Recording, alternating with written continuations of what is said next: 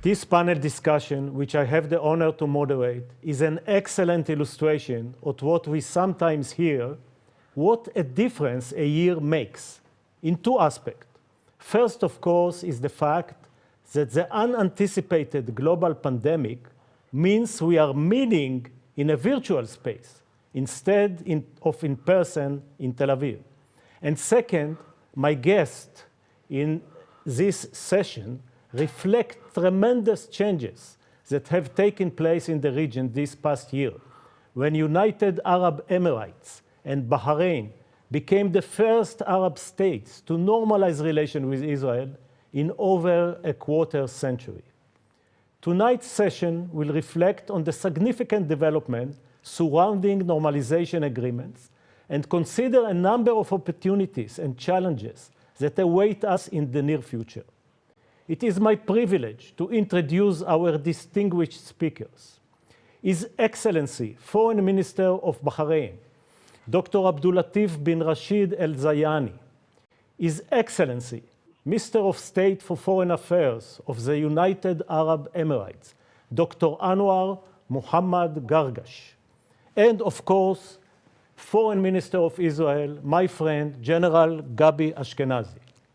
The format for this evening's conversation is that our guest from the Arab states will offer an opening remarks, followed by question and answer session.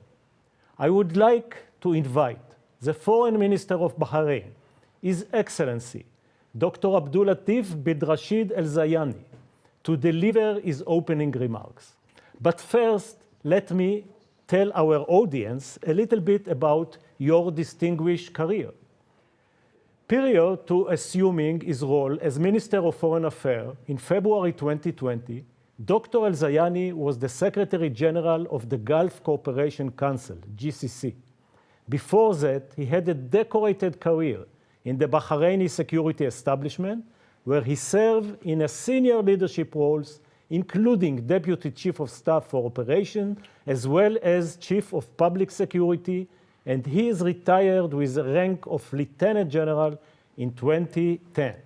Your Excellency, please. Thank you, General Yadlin. I'm delighted to join you for this session of the INSS Annual Conference. And thank you again, General Yadlin, for the invitation to be part of this discussion. I am genuinely looking forward to exchanging views and insights with Minister Qurqash and Minister Ashkenazi on the consequences and implications of the Abraham Accords we signed last September. May I start by underlining how, for Bahrain, the Abraham Accords represent a natural progression based both on our long-standing culture of openness, tolerance, and dialogue, and also the recent tangible steps we have taken. For example, the Kingdom of Bahrain Declaration on Religious Tolerance of 2017, our hosting of the Peace to Prosperity Workshop in 2019, and last year's MOU between the King Hamad Global Center for Peaceful Coexistence and the U.S. State Department's Office of the Special Envoy to Monitor and Combat Anti-Semitism. All of these reaffirm Bahrain's outlook and approach and ensure that, alongside the UAE and Israel, we are moving quickly to seize the opportunities ahead. Already, we have seen the three countries moving quickly to go beyond just establishing diplomatic relations and creating a broad and deep cooperation that rapidly delivers tangible benefits for all sides.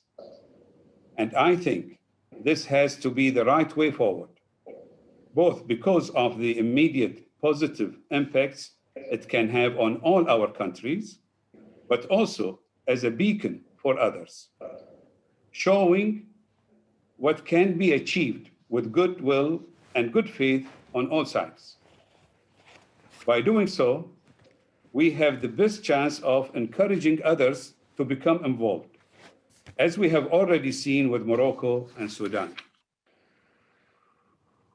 Moving ahead, I am confident that this process of broadening and deepening our cooperation will continue, and that we will quickly and clearly be able to demonstrate that this has achieved both for our countries and for the region as a whole. Of course, delivering on the many agreements and MOUs signed will be important. But from what I have seen, here too, I am optimistic that words are effectively being translated into practice. From there, my hope and expectation is that the process will start to generate its own momentum. While I do not and cannot speak for anyone else, I would anticipate that more countries will engage, and that a web of genuine cooperation will gradually spread across the Middle East, bringing true and lasting peace, security, and prosperity for its peoples. And the momentum will also, I hope, be translated into renewed progress towards resolving the Palestinian-Israeli conflict on the basis of a two-state solution. In addition to building regional trust, the cooperation process set in motion with the Abraham Accords creates a clear motivation on all sides to renew efforts to reach an acceptable outcome, and a strong disincentive against any steps which might impede or set back the process. Of course, there will always be some parties who will never be convinced and who will do all they can to attack and undermine our cooperation, using outright falsehoods and the language of hate and division. Our best response, I believe, is twofold. First, to rally our international allies and supporters to our side in advocating for what we are doing. And secondly, to be very clear and very public about the motivation and agendas of those attacking us. Distinguished participants, for the foreseeable future, the Middle East will be a key area of international interest and concern. And the United States will continue to play an important role in its security and stability. I know that another session of this conference will dive more deeply into what the new US administration might mean for our region. But I would also like briefly to offer some thoughts on how I see it impacting the Abraham Accords. First and foremost, I would anticipate continued US backing for what we are doing. Regardless of politics or personalities, there is no doubt that the prospect of better relations among the states of the Middle East is unquestionably in the American interest, and a central plank towards achieving many US regional priorities. There is more than sufficient regional experience in the new administration for this to be well understood. But beyond this, I see clear benefits to our countries addressing the new administration with one voice on issues where we share concerns. Primarily, but not exclusively, this means our concerns on Iran, its nuclear and missile programs, and its malign influence on the region more generally. Addressing these pressing issues in a way that fully meets the legitimate concerns of regional states is essential to achieving lasting security and stability in the Middle East. If we can make clear that these concerns are not those of an individual nation, but are deep and widespread across the region, And if we are able to do so from a clear common position, then I believe that we will have much more impact in conveying the region's views to our American allies. So this is one more positive effect of working together, and one I hope will bring early and positive results. Distinguished participants, I hope that these brief comments have given at least a broad overview of how I see us moving forward, having established diplomatic relations, and how this might affect our countries, the region, and its peoples in the coming months and years. Thank you. Thank you very much for that, Dr. Ziani. I think a well-crafted diplomacy and analysis of where we're standing. Thank you for that. And now I would like to invite His Excellency, Dr. Qurqash, to speak. Here is highlights of Dr. Qurqash's bio.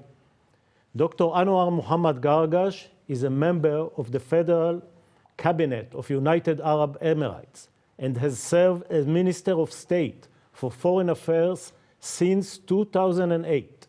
In addition to his ministerial position, Dr. Qurqash was chairman of the National Election Committee.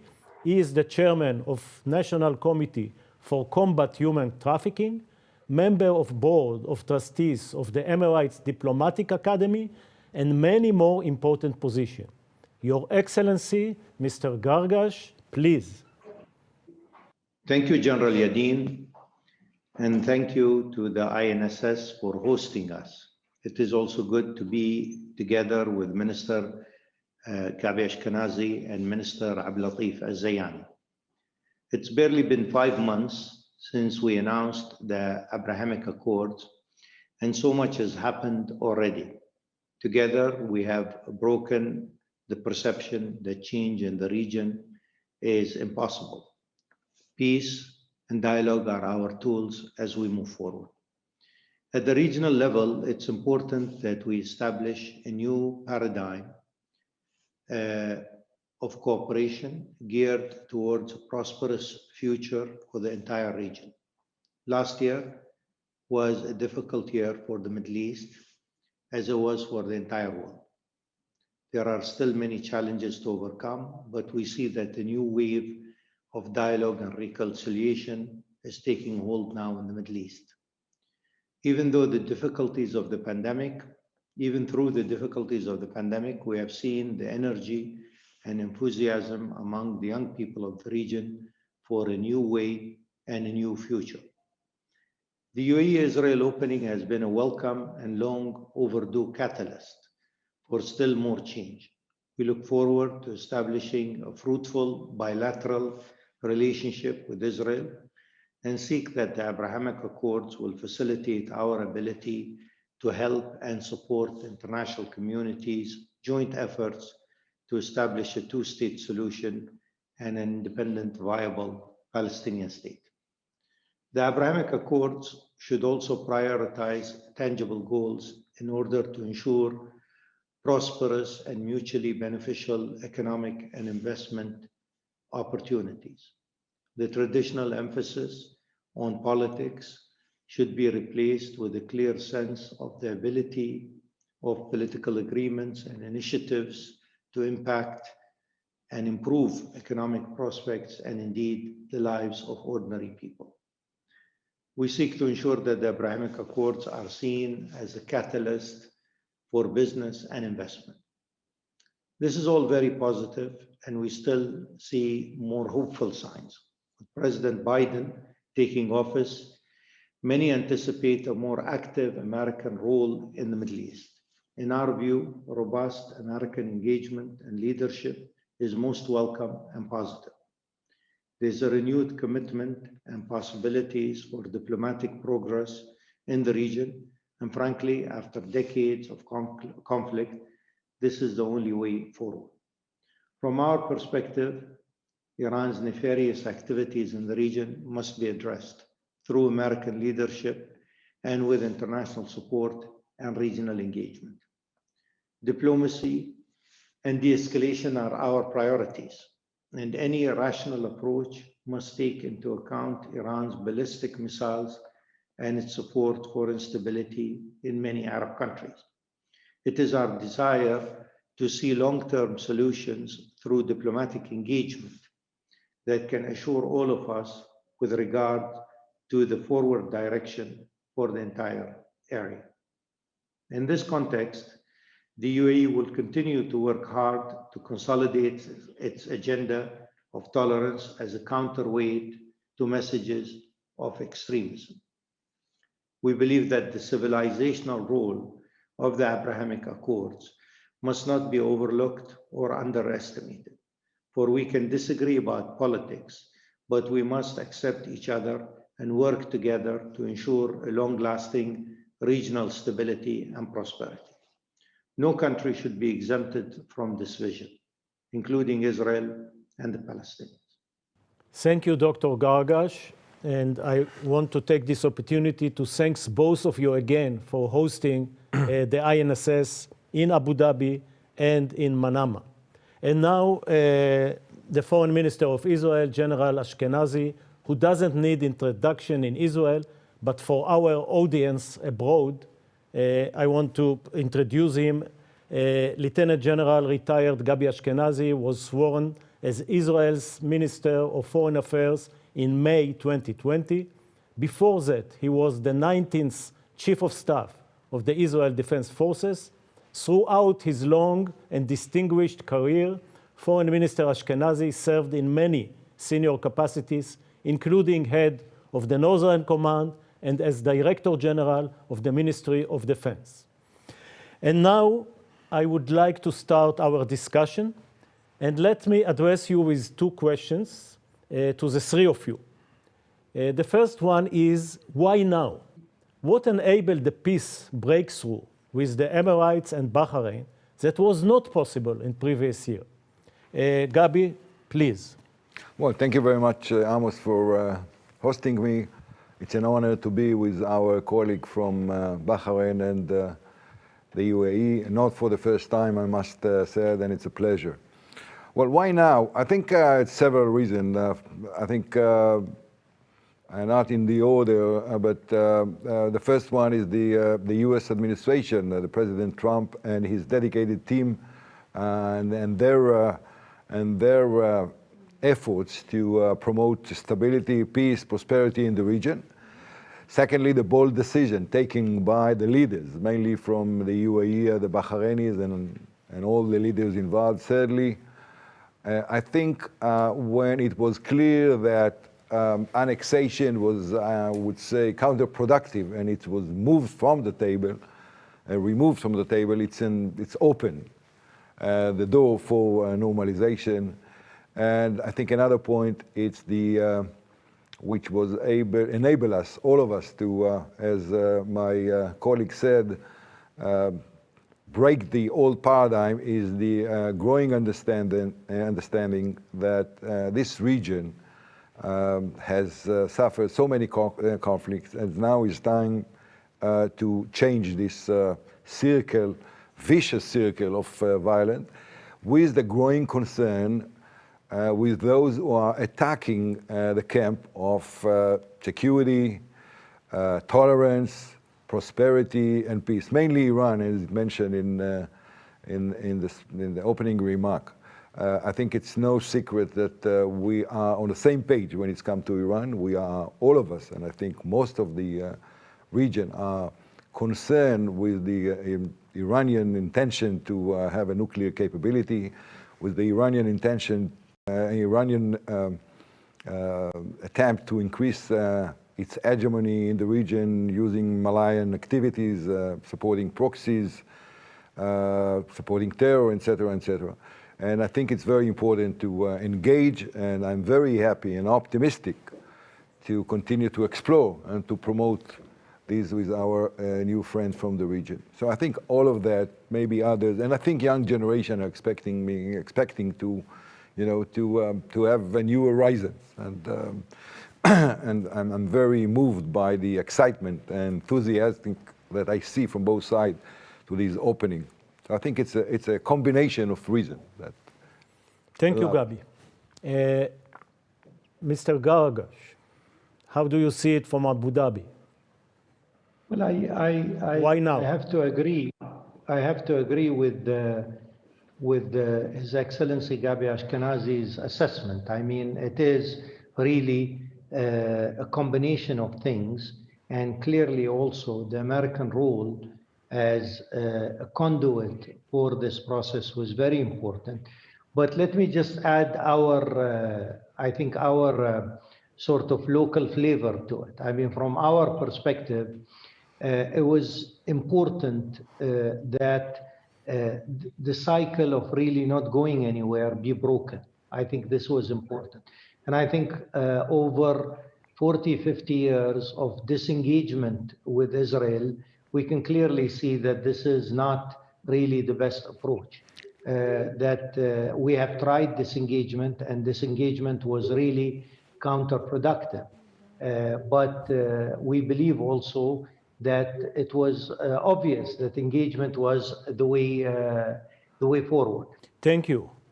From Bahrain, why now? Well, probably it's difficult to add more. Both the ministers have really covered all the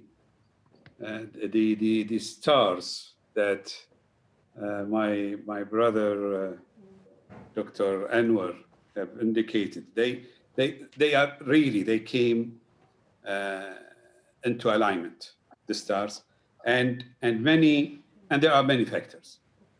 But above all, I would like to really emphasize the importance of the boldness that our leaders had, especially His Majesty King Hamad and His Royal Highness Sheikh Mohammed bin Zayed.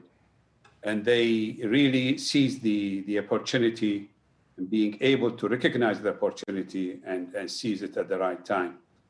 For Bahrain, as I have indicated in my remarks, it continues and builds upon our principles of tolerance and openness, and also our willingness to reach out the hand of cooperation and dialogue. Thank you. Thank you very much. Thank you. And in Israel, we see the peace with the United Arab Emirates and Bahrain as a chance for a new benchmark for different peace, a warm peace. And now when the celebrations are over, how we feed the expectations that peace will be a different peace, a warm peace. We'll take it in a different order, in the opposite order. So, Abdullattif, please. The warm peace will not only just be the absence of conflict, but a genuine, really, cooperation in which we exchange knowledge, commerce, trade, expertise, and also enhance people to people, and enhance and benefit from the human values that really unite us as peoples, as nations, and as countries. I think warm peace between the peoples is sometimes that has to be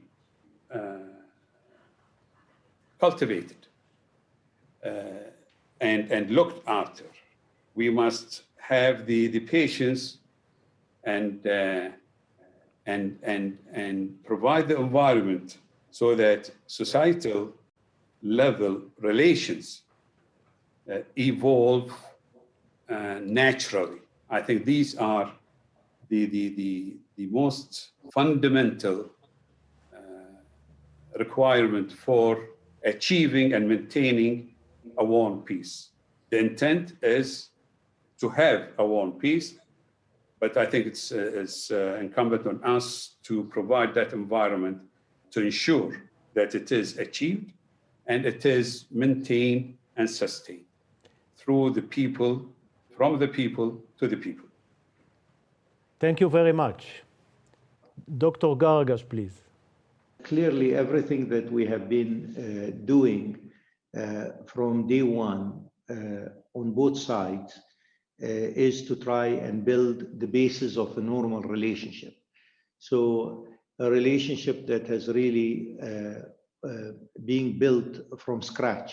So clearly the various agreements that are cornerstones of any relations that will allow people to travel, work, invest, will allow companies to cooperate. All these things were from the get-go were clear, directives that we had in building this relationship. At the same time, I think the influx of travelers on both sides is very indicative of people wanting to understand the other, people wanting to see the other side. And I expect that, barring COVID, this is something that we will clearly see. I think the UAE's intention is very, very clear, and that intention is to think strategically about peace with Israel and to work on areas of differences which are mostly political, and to play a role also in trying to help resolve some of these differences. But I think from the start, the economic opportunities, the investment part, the travel part, the various elements of a people-to-people relationship have always been present in our approach. Thank you. Jابy, please. Well, I think it's a very important question on the one hand. On the other hand, I'm very optimistic. I think it's our commitment on the governmental level to develop the trust, the respect, and to lay down the foundation for full scope of relationship. We must give the people the proof that there are fruits for this declaration, rhetoric, and agreement. They must enjoy the fruit of peace. And I'm very optimistic. Based on my relationship with both our distinguished guests, I see a full commitment on the other side to articulate all the agreements on various fields, to facilitate to business, people to people, all the interaction. I think it's end of the day, it's story about people. People from both countries who want to have and to share a different future. It might be very simple, but they want to see a change. They want a new horizon. They want a new market. They want new friends. And I think it's our commitment and our responsibility to address it and to facilitate these desires. Thank you, Jابy. I'm going with your optimism and asking Dr. Qurqash, who is next? Who is joining the process? Well, again, I would say the UAE has been very, very,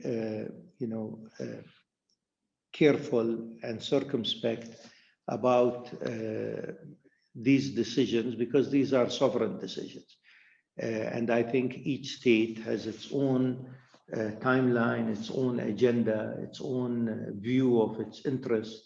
And as we respect other states,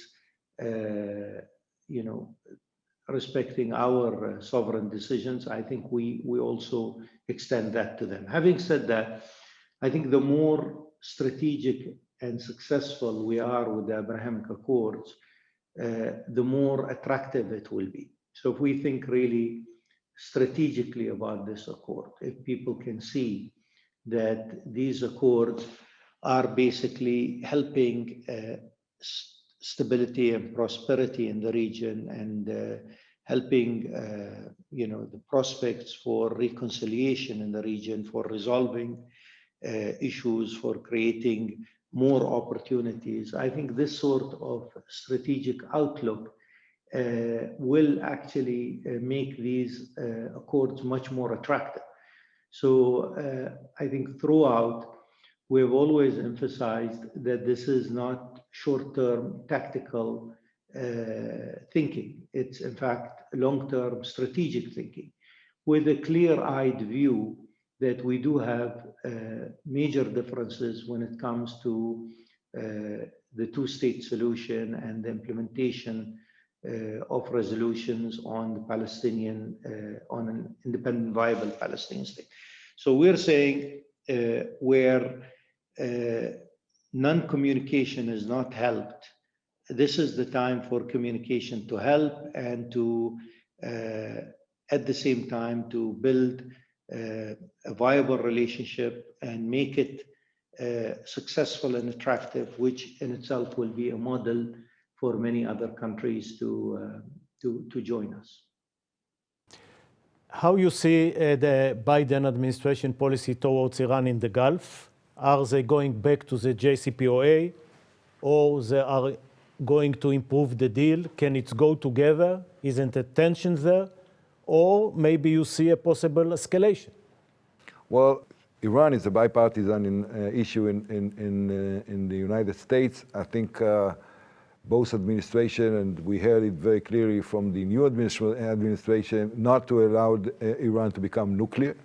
We may have different perspective how to reach it, but I was very encouraged hearing the administration during the last hearings that they have, that they are going to have a dialogue with us, with other countries in the region, prior to take a decision.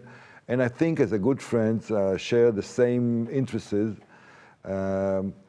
We should leave it to discussion, professional discussion in the room with our friends in the United States. I think that's the first point. The second point, definitely, I think the Abrahamic Accord, I think, increase the regional voice, and I think that's add another weight to the region when we come to a possible solution with addressing the Iranian threat, the nuclear region, ballistic, sunset, and the others.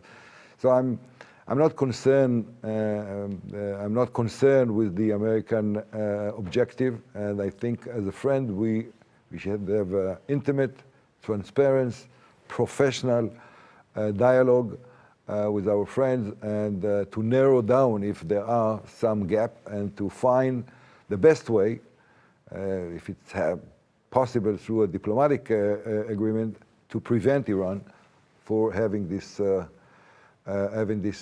capability. We as Israel, you know my opinion, we could not and we should not allow Iran to have a nuclear capability. That's very clear.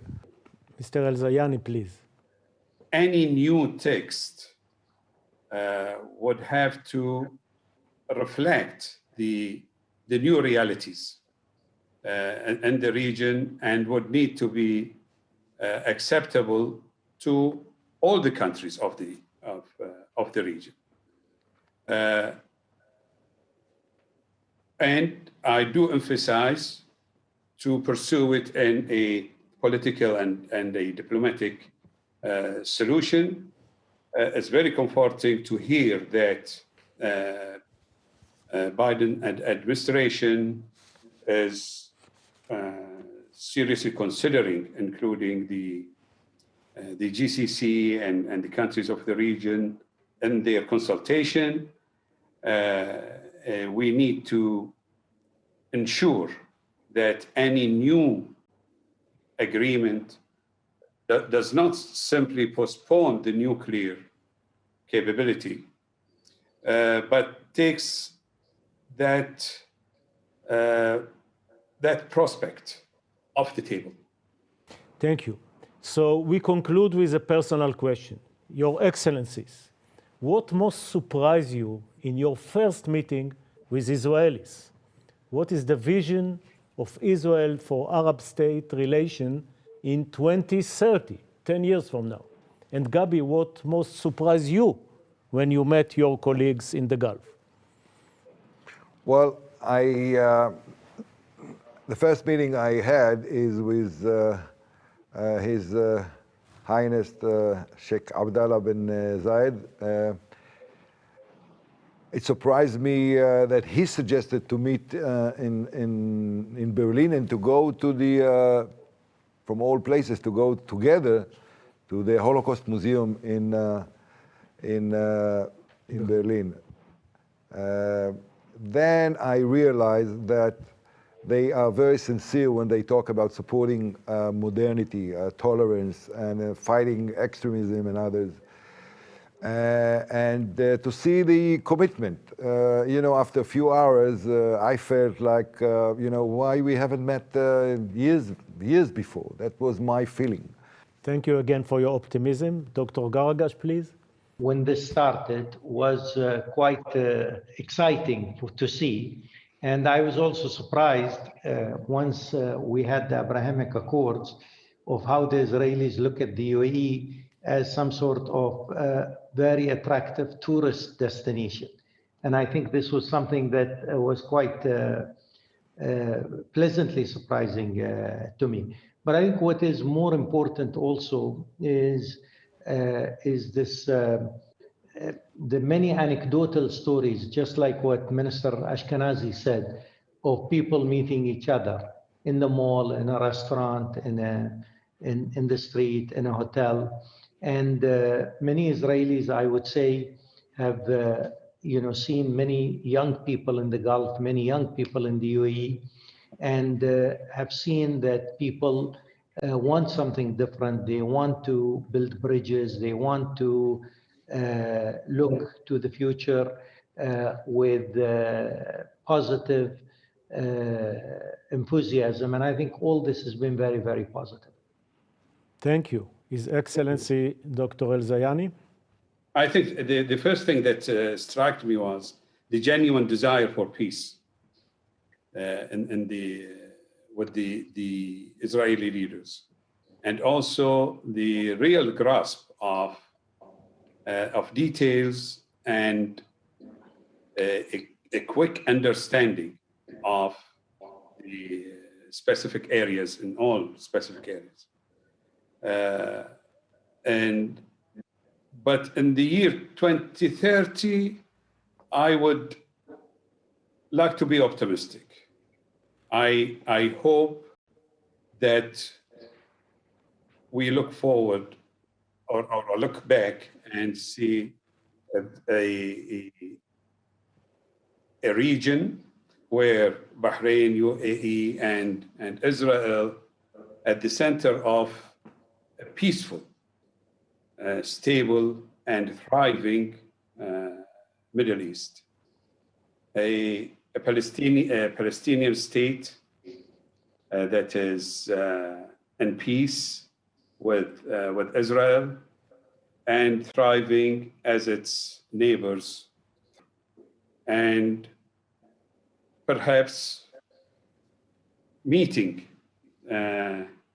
over coffee with Jabby and my brother Anwar after 10 years, and looking back on how September 2020 was the month that made all of this possible.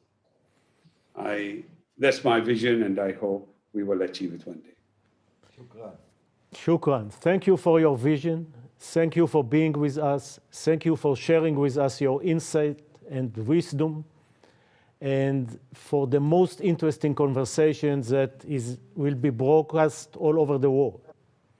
I would like also to thank His Majesty Hamad bin Isa Al Khalifa of Bahrain and Crown Prince Mohammed bin Zayed of Abu Dhabi for their bold decisions and important roles in normalizing relations between our countries and our people. Without them, our conversation today would not be possible. I hope that all of you can be with us next year in person, and that your optimistic view, Gabi and you, on the future of the region will be realized in the coming year and those that follow. I also hope that next year you will be joined by additional foreign ministers of countries that will follow suit and sign agreements with Israel. Thank you as well to our audience for being with us today.